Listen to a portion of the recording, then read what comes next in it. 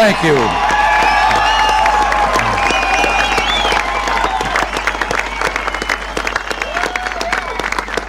Thank you very much. Chancellor Kohl, Governing Mayor Deepkin, ladies and gentlemen, 24 years ago, President John F. Kennedy visited Berlin. And speaking to the people of this city and the world at the City Hall, well, since then, 2 other presidents have come, each in his turn, to Berlin. And today, I myself make my 2nd visit to your city.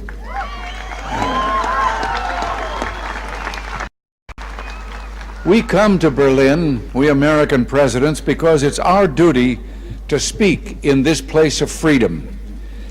But I must confess, we're drawn here by other things as well, by the feeling of history in this city, more than 500 years older than our own nation, by the beauty of the Grunwald and the Tiergarten, most of all, by your courage and determination.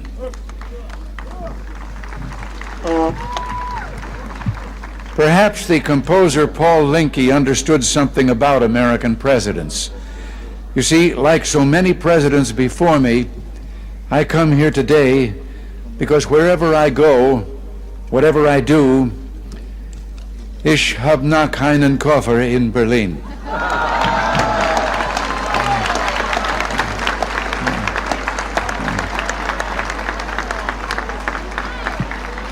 Our gathering today is broadcast throughout Western Europe and North America. I understand that it is being seen and heard as well in the East. To those listening throughout Eastern Europe, I extend my warmest greetings and the goodwill of the American people. To those listening in East Berlin, a special word.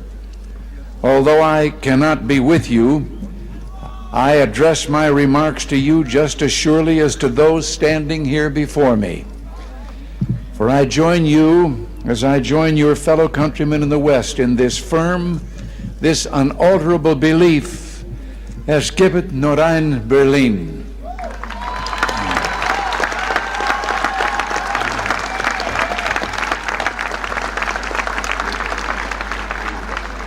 Behind me stands a wall that encircles the free sectors of this city, part of a vast system of barriers that divides the entire continent. From the Baltic south, those barriers cut across Germany in a gash of barbed wire, concrete, dog runs, and guard towers. Farther south, there may be no visible, no obvious wall, but there remain armed guards and checkpoints all the same. Still a restriction on the right to travel. Still an instrument to impose upon ordinary men and women the will of a totalitarian state. Yet it is here in Berlin where the wall emerges most clearly. Here, cutting across your city, where the news photo and the television screen have imprinted this brutal division of a continent upon the mind of the world. Standing before the Brandenburg Gate, every man is a German, separated from his fellow men.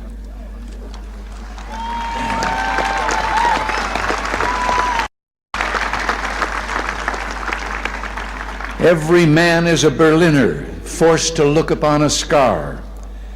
President von Weizsäcker has said the German question is open as long as the Brandenburg Gate is closed.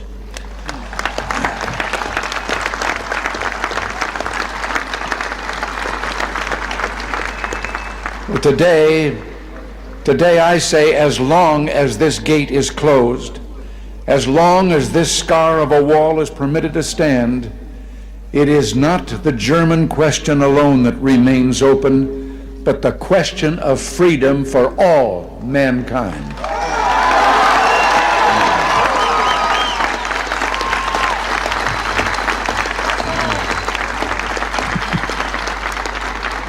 Yet, I do not come here to lament, for I find in Berlin a message of hope, even in the shadow of this wall, a message of triumph.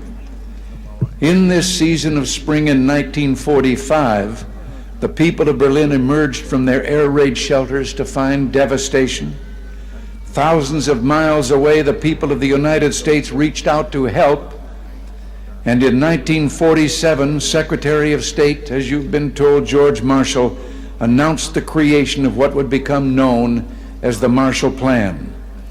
Speaking precisely 40 years ago this month, he said, "Our policy is directed not against any country or doctrine, but against hunger, poverty, desperation, and chaos."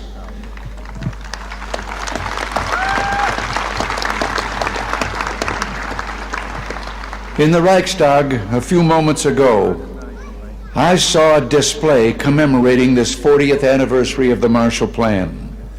I was struck by the sign on a burnt-out, gutted structure that was being rebuilt. I understand that Berliners of my own generation can remember seeing signs like it dotted throughout the western sectors of the city. The sign read simply, "The Marshall Plan is helping here to strengthen the free world." A strong free world in the West, that dream became real. Japan rose from ruin to become an economic giant. Italy, France, Belgium, virtually every nation in Western Europe saw political and economic rebirth. The European Community was founded. In West Germany and here in Berlin, there took place an economic miracle. The Wirtschaftswunder. Adenauer, Erhard, Reuter, and other leaders understood the practical importance of liberty, that just as truth can flourish only when the journalist is given freedom of speech, so prosperity can come about only when the farmer and businessman enjoy economic freedom. The German leaders reduced tariffs, expanded free trade, lowered taxes. From 1950 to 1960 alone, the standard of living in West Germany and Berlin doubled. Where 4 decades ago there was rubble, today in West Berlin there is the greatest industrial output of any city in Germany.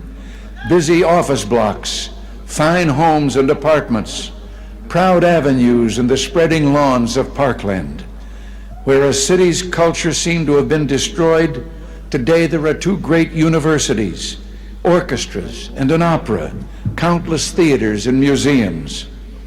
Where there was want, today there's abundance, food, clothing, automobiles, the wonderful of the Kudamm.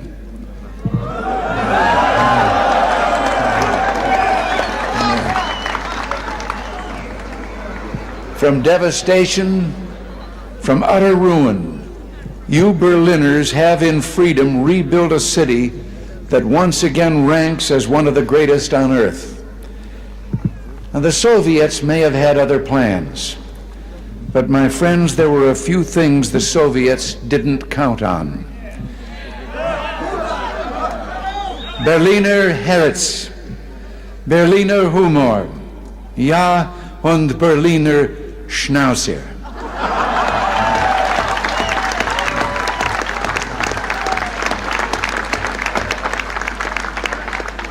In the 1950s, Khrushchev predicted, "We will bury you." But in the West today, we see a free world that has achieved a level of prosperity and being unprecedented in all human history. In the communist world, we see failure, technological backwardness, declining standards of health, even one.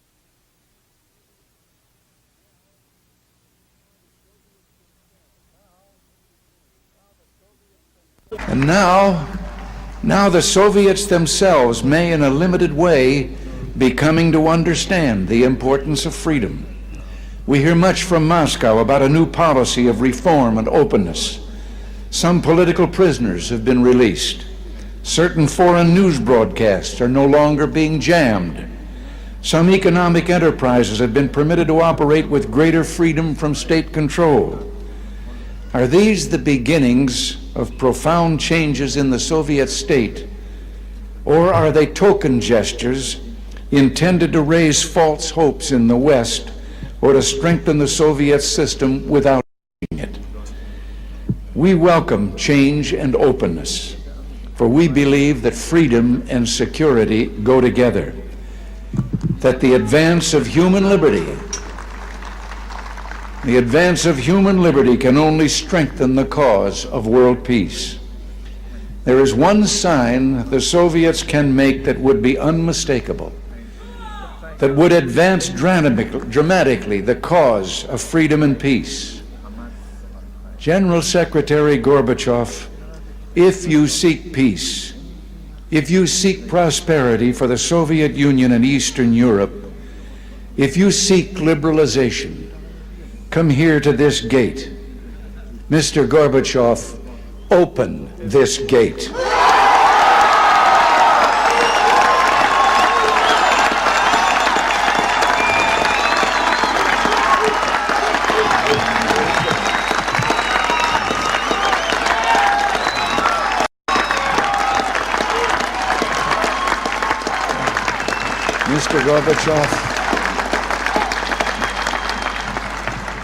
Mr. Gorbachev, tear down this wall.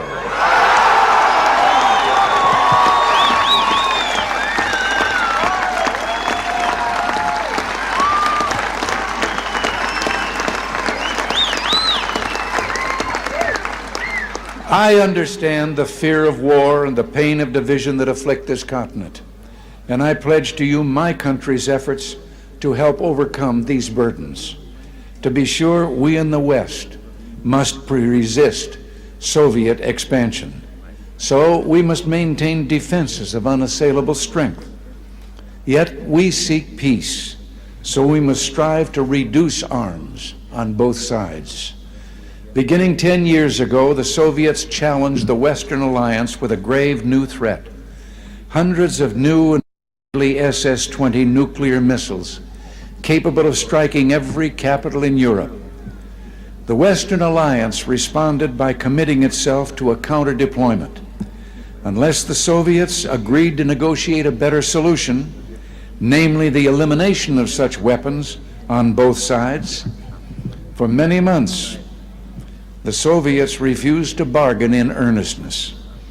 As the alliance in turn prepared to go forward with its counter-deployment, there were difficult days of protests, like those during my 1982 visit to this city. And the Soviets later walked away from the table.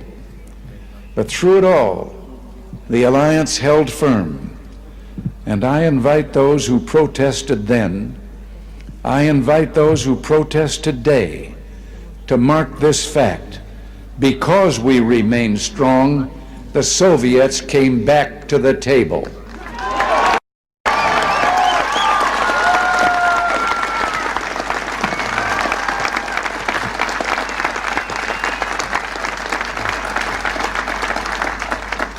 Because we remain strong today, we have within reach the possibility not merely of limiting the growth of arms, but of eliminating for the first time an entire class of nuclear weapons from the face of the earth.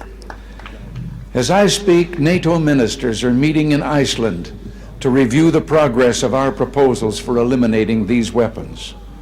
At the talks in Geneva, we have also proposed deep cuts in strategic offensive weapons. And the Western allies have likewise made far-reaching proposals to reduce the danger of conventional war and to place a total ban on chemical weapons. While we pursue these arms reductions, I pledge to you that we will maintain the capacity to deter Soviet aggression at any level at which it might occur.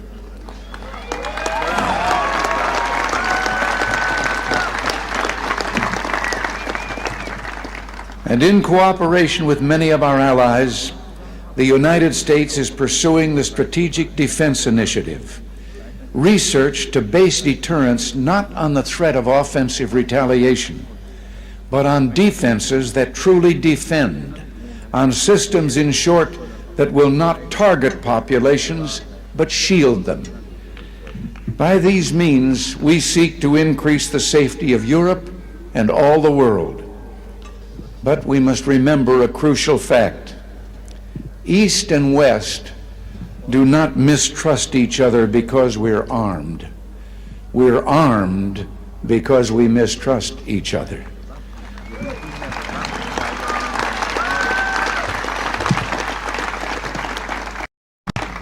And our differences are not about weapons, but about liberty. When President Kennedy spoke at the City Hall those 24 years ago, freedom was encircled. Berlin was under siege.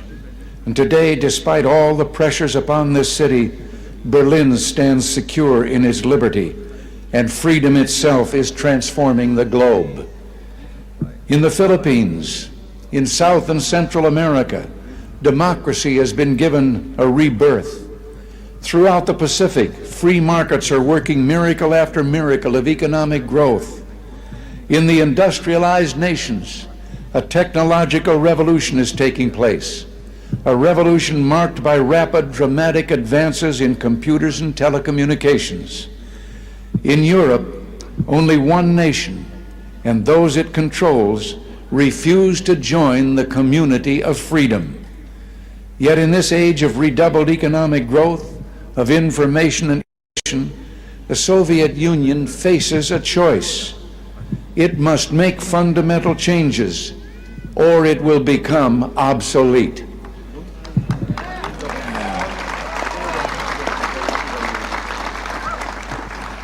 Today, thus, represents a moment of hope. We in the West stand ready to cooperate with the East to promote true openness, to break down barriers that separate people, to create a safer, freer world. And surely there is no better place than Berlin, the meeting place of East and West, to make a start.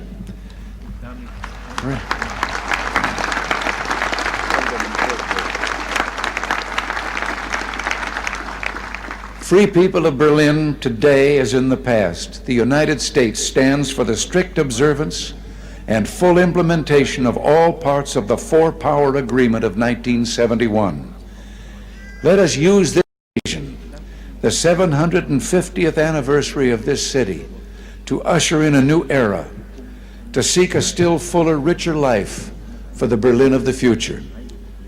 Together, let us maintain and develop the ties between the Federal Republic and the western sectors of Berlin, which is permitted by the 1971 agreement.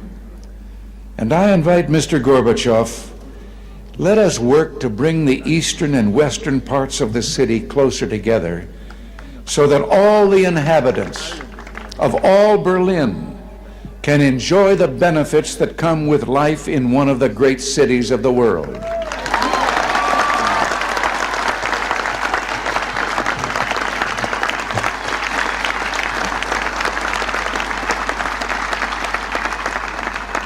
To open Berlin still further to all Europe, East and West, let us expand the vital air access to this city, finding ways of making commercial service to Berlin more convenient, more comfortable, and more economical. We look to the day when West Berlin can become one of the chief aviation hubs in all Central Europe. With our French and British partners, the United States is prepared to help bring international meetings to Berlin.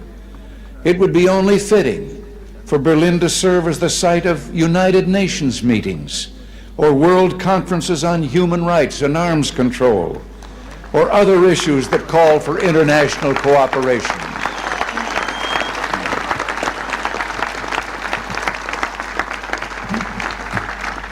There is no better way to establish hope for the future than to enlighten young minds, and we would be honored to sponsor summer youth exchanges, cultural events, and other programs for young Berliners from the East. Our French friends, I'm certain, will do the same.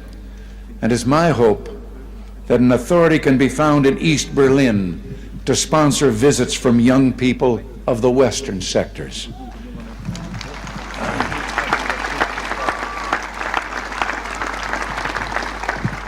One final proposal, one close to my heart. Sport represents a source of enjoyment and ennoblement. And you may have noted that the Republic of Korea, South Korea, has offered to permit certain events of the 1988 Olympics to take place in the North. International sports competitions of all kinds could take place in both parts of this city. And what better way to demonstrate to the world the openness of this city than to offer in some future year to hold the Olympic Games here in Berlin, East and West.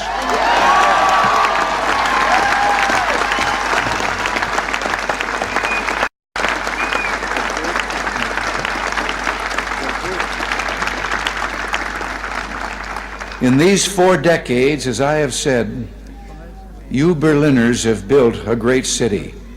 You've done so in spite of threats, the Soviet attempts to impose the Eastmark, the blockade. Today, the city thrives in spite of the challenges implicit in the very presence of this wall. What keeps you here? Certainly there's a great deal to be said for your fortitude, for your defiant courage, but I believe there's something deeper, something that involves Berlin's whole look and feel and way of life, not mere sentiment. No one could live long in Berlin without being completely disabused of illusions. Something instead that has seen the difficulties of life in Berlin but chose to accept them, that continues to build this good and proud city in contrast to a surrounding totalitarian presence that refuses to release human energies or aspirations. Something that speaks with a powerful voice of affirmation, that says yes to this city, yes to the future, yes to freedom. In a word, I would submit that what keeps you in Berlin is love.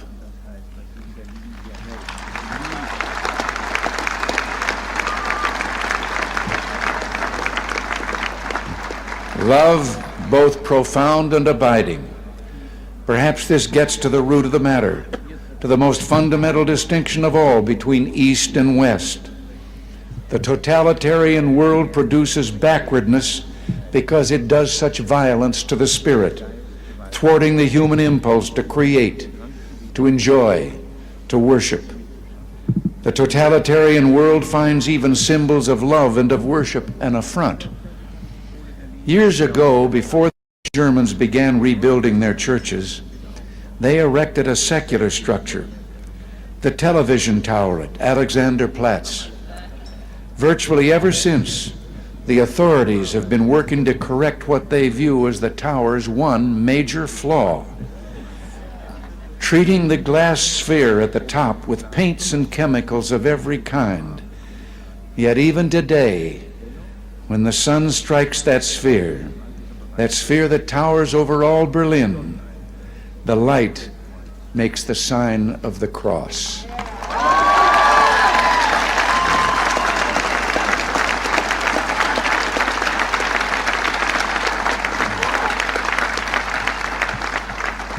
There in Berlin, like the city itself, symbols of love, symbols of worship cannot be suppressed.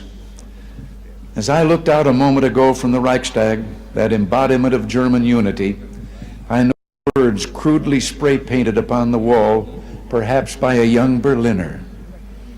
Quote, "This wall will fall, beliefs become reality."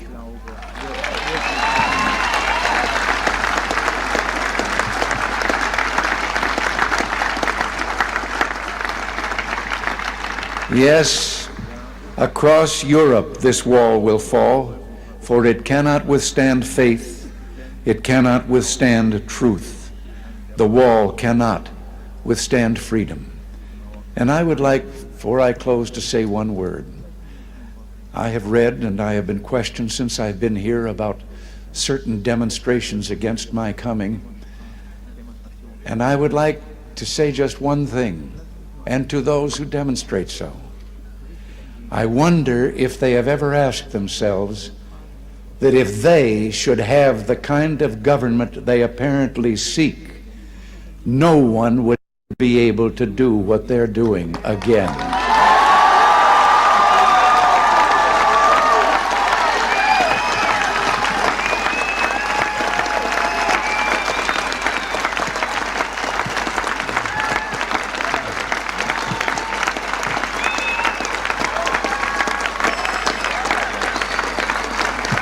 Thank you, and God bless you all. Thank you.